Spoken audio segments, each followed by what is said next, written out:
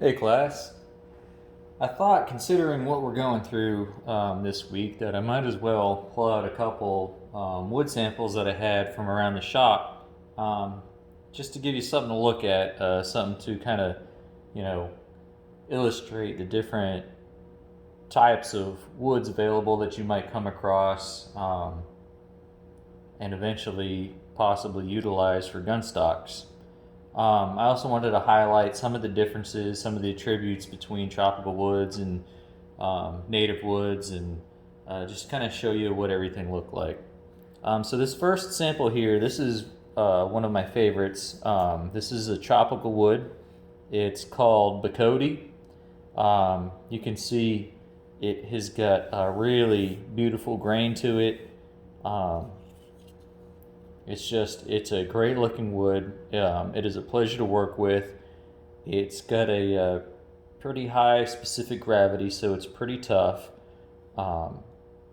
This would probably result in a pretty beautiful gun stock. I use this stuff all the time for bows, both in the limbs and in the handle sections. And like I said, it's just it's beautiful. It's a pleasure to work with. I think you could make an exceptional gun stock with it. The one thing about tropical woods, and we'll see this with some of the other woods that I show you, is that the grain pattern, although this grain it's easy to see, it's also a little bit unpredictable. A lot of the tropical trees, the way they grow, because they don't have the seasonality that we do up here in temperate areas, the grain can be a little unpredictable, especially if they grow with their feet wet in swampy areas. Season to season, they just kind of blend together, so they don't get quite as distinct growth rings. Here's another sample of Bacote. I picked this one out to show you guys because I wanted you to take note of this part right here. If you read through my instructor guidance this week, you heard me mention the difference between sapwood, which is the living part, and the heartwood, which is the stuff we want to work with. So the properties of the sapwood right here, when this tree was harvested, this was the living portion. This was the portion that was bringing water and nutrients back and forth between the leaves and the roots and the rest of the tree. The properties of this sapwood is quite a bit different. The heartwood here, this is heavy, strong, durable. You can feel the difference. You can feel the difference in weight. The sapwood up here is much less dense and lightweight, and it's just got a total different feel and consistency to it.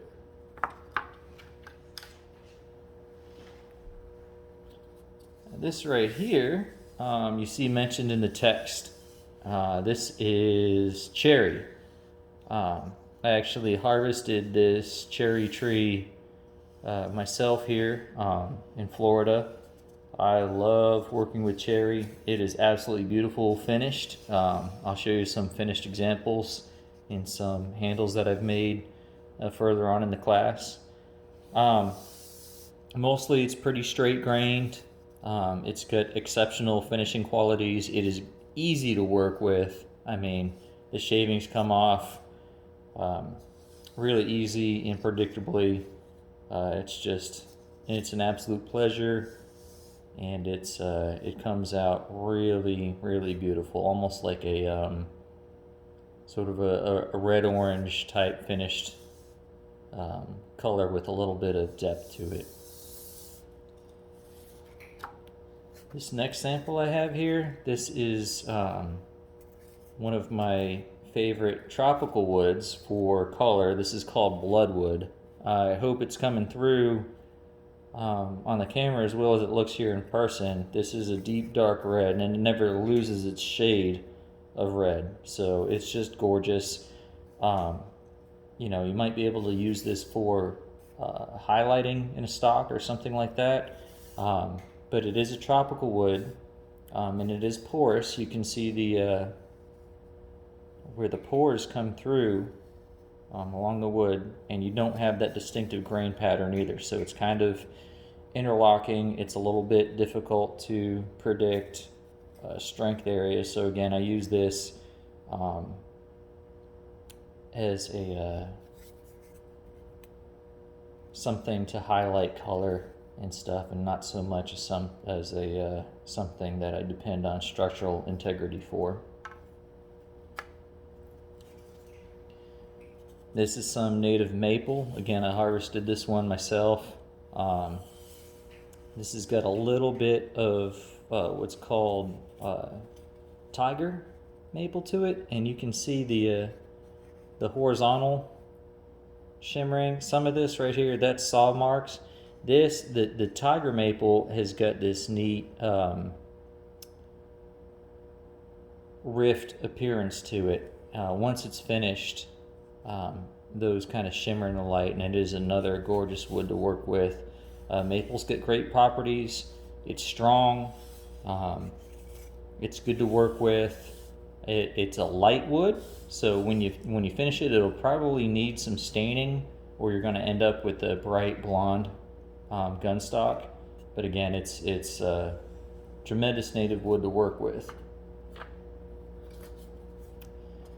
This here is called leopard wood. You can probably see why they call it leopard wood. It's highly figured. It is a tropical wood. It does not have the hardness that a walnut or an oak would have. So again, I'd be a little bit skeptical of its structural integrity. But it is exceptionally beautiful, and you could definitely use this to inlay on stock or something, just to give it a little bit unique appearance, give it some better look and everything. Easy to work, but again, there's almost no distinguishable growth rings in this wood. Again, you know, like I talked about earlier, this is a tropical wood. It doesn't have the seasonality, and therefore it doesn't have the seasonal growth rings that we can follow. The fibers just kind of run through the whole wood as one piece.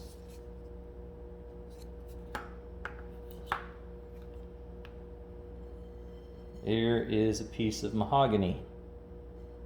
Again, tropical wood, porous. You can see the pores running through it, but absolutely gorgeous color, easy to work with, lighter specific gravity.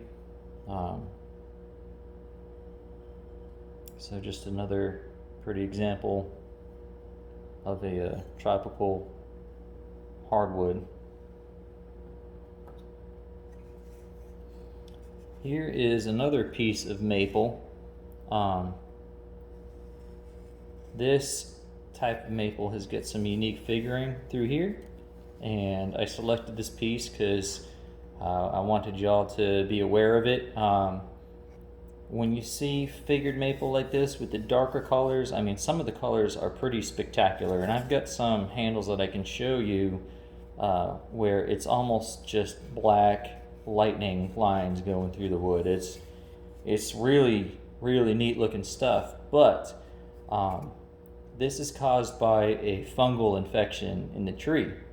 That's what gives it the unique shading and color, and that translates to potentially weak areas in the wood. So if you're going to make a stock from something like this, you would want the areas with the figuring and the coloring to be towards the butt end, and you'd want to locate areas with straight grain and clear wood towards the areas that are going to receive more impact from force.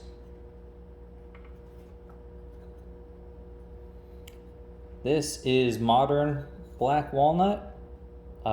This is the American walnut. This is probably all around my favorite wood to work with. It is very strong. It's got excellent color. It's got excellent working characteristics. I don't have, I can't run out of good things to say about black walnut. The only thing that I like better than modern cut black walnut is if you're lucky enough to find some old growth black walnut like this. I had a buddy that was actually able to give me some old growth walnut that came from a household that was about a century old, and you can see the difference in figuring through the old growth American walnut. So I know that the text really does prefer European walnut, and I can see the beauty in the European walnut, but American walnut has got a lot of the same characteristics and a lot of the same potential to make a really gorgeous looking stock. You just need to find a source for the right stuff to make it out of. I've got a few of these boards left. I'm not sure if any are the right dimensions though, where I could actually fashion a stock.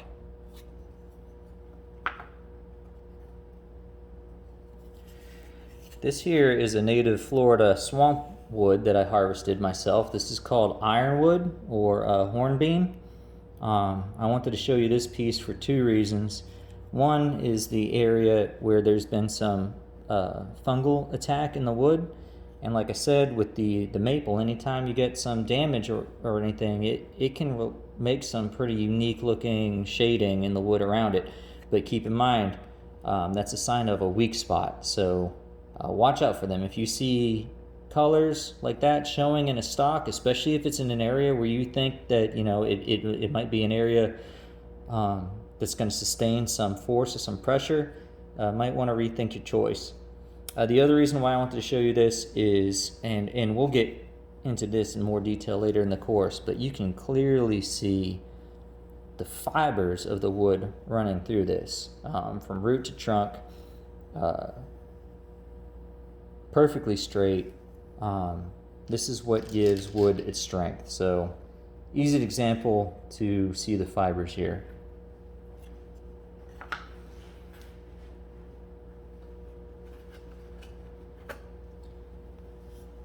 This is one of my very favorite North American woods to work with. You can't really buy it, so it's something that you'd have to harvest. But this is persimmon. Persimmon's just, to me, it's beautiful. It's got that natural kind of camouflage pattern to it. It's, highly figured. It's got unique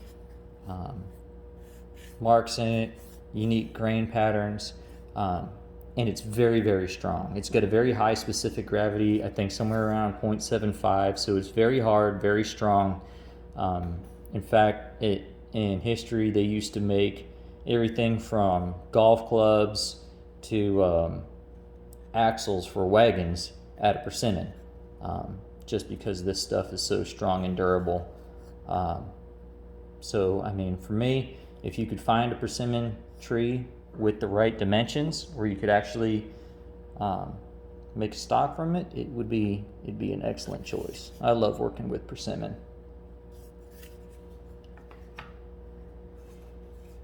This right here is called ambrosia maple. Again, this is another example of a maple. Maple makes great stocks. This stuff is particularly beautiful with the patterning. But again, the unique colors that you see, like this is not the grain here. This is the result of infection and damage to the wood while it was in the tree. And you can still see the bore holes made by wood boring beetles that introduce the fungus to the tree that creates these pretty patterns in the wood. So it's possible to find maple that would make an ideal gun stock out of this, but again, you need to keep this uniquely figured and damaged stuff up towards the butt area where it's not going to have to withstand quite so much pressure and be vulnerable to breaking.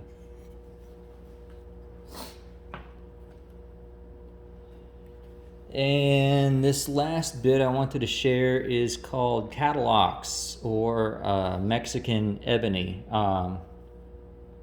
It is almost jet black when you finish it. So it has a really neat look. It doesn't have much visible grain pattern like we normally think of wood having a grain pattern. It has an interlocking pattern. Being a tropical wood and everything, it's just kind of interspersed throughout, so it's a little bit difficult to follow. But again, gorgeous wood to work with. This stuff is extremely dense. It's very heavy. I think it would make an absolutely terrific looking gun stock. Something definitely truly unique. It might be a little bit difficult than average to work with into a stock, but might be worth the effort to give it a shot someday. So anyway, everybody, I wanted to just give you a little visual look at some of the different wood types that I had laying around the shop from different projects that I've worked on. And I hope you're enjoying the course so far, and I'm looking forward to sharing more with you.